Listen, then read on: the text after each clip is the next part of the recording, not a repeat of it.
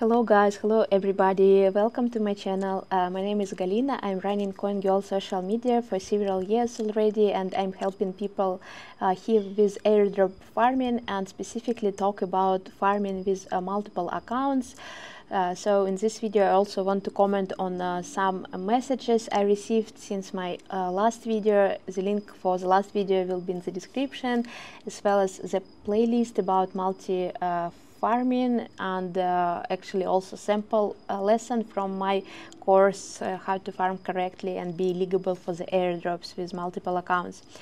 And I want to comment on the several things. And the first one, for people who are eligible actually potentially for layer 0 airdrop, but some percent of their wallets were on those lists of bounty hunters, and I would say it's okay and it's totally regular and normal. It's if about 7–10% of your wallets in this sybil lists potentially, and it's totally okay. You don't need to be upset with this. It is something normal, and I know people with thousands of accounts. I know people with 30 accounts, with hundreds of accounts, and this is a pretty regular percent for every size of farm. So it's totally good, and you don't need to worry about. So even if you start, please accept this risk at first. And for example, if you want to be eligible at 30 accounts, start with 33, 35, and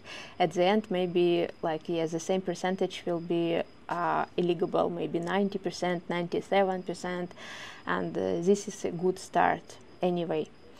Also, I received message from a guy who was blacklisted. I mean, he was part of this bounty hunter report, and all his wallets was in this report, about 20 or 25 wallets if I'm not mistaken. And of course he's totally upset. He spent 2 years, he spent 2K for gas fees, and it's a lot of work done. And the only positive thing here I want to add, so people don't need to give up in this situation, because sometimes if you are blacklisted with those wallets, you could be eligible for some small drops from different meme coins and small projects on multiple chains.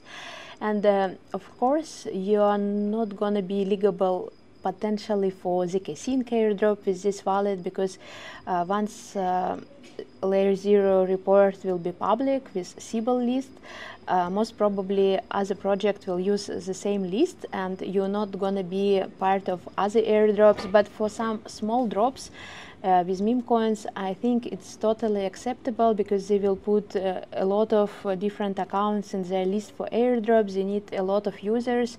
They don't have even capacity to exclude people. So it's not guarantee, but it's a huge chance that you will receive some small drops along the way, maybe in 2024, 2025. So please keep checking those accounts, and it's still something possible.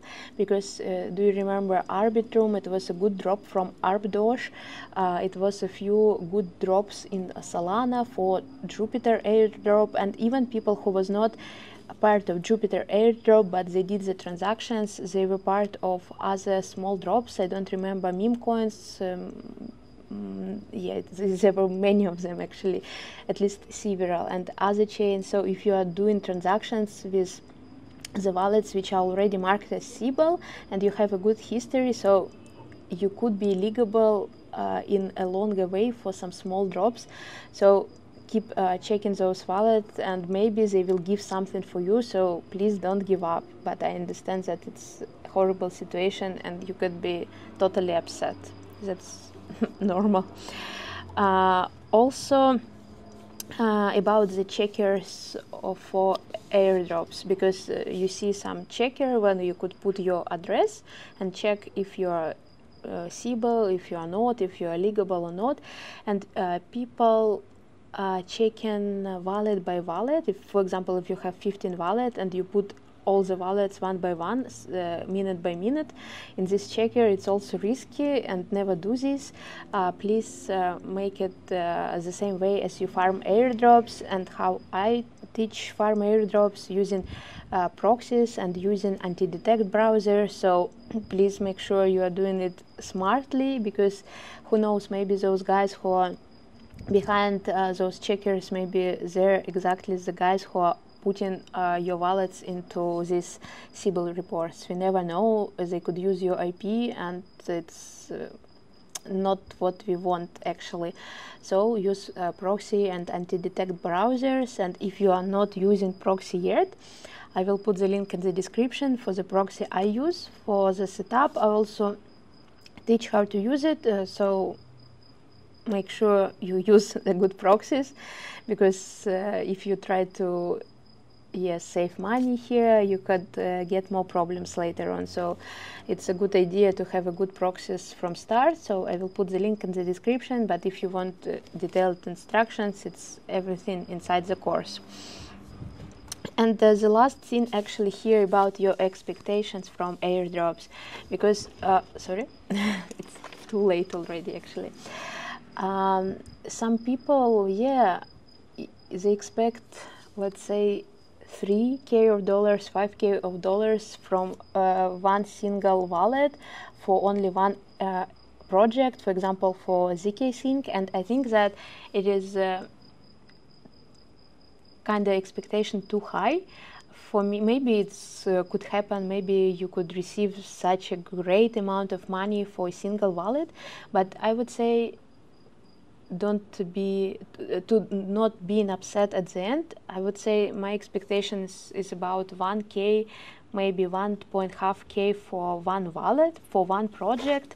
And if you receive, I would say 7-10K for one wallet from all the project you are doing, it's already great.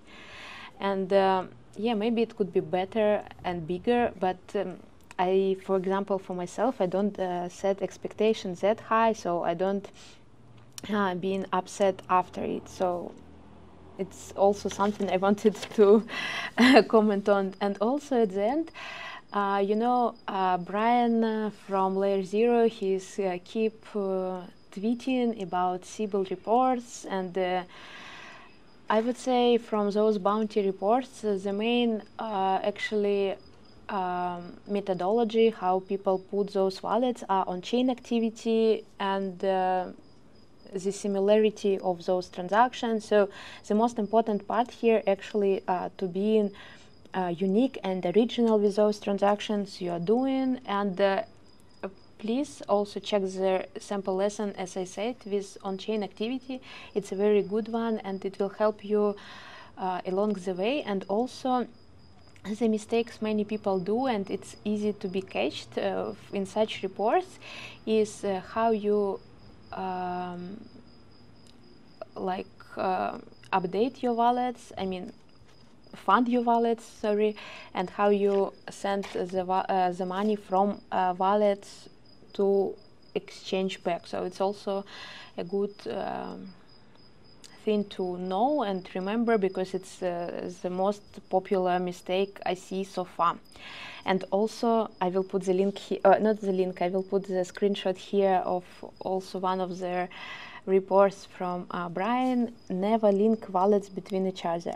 I know that it's kind of easy and simple for some people, but for another people it's the most common mistake. So please never fund wallet from wallet 1 to wallet 2, from wallet 2 to wallet 3. So don't do this kind of train, never link it. Use exchange, use sub accounts, and it's the most safest way for now. If possible, use several exchanges, use different days, and warm up wallet correctly, and in this case you are good. Let me know if you have some question more about multiple wallets for now, what current issues you have. Maybe you could also share your experience. And it is actually all I wanted to share with you guys today. Thanks a lot for watching. Have a good day. Bye bye.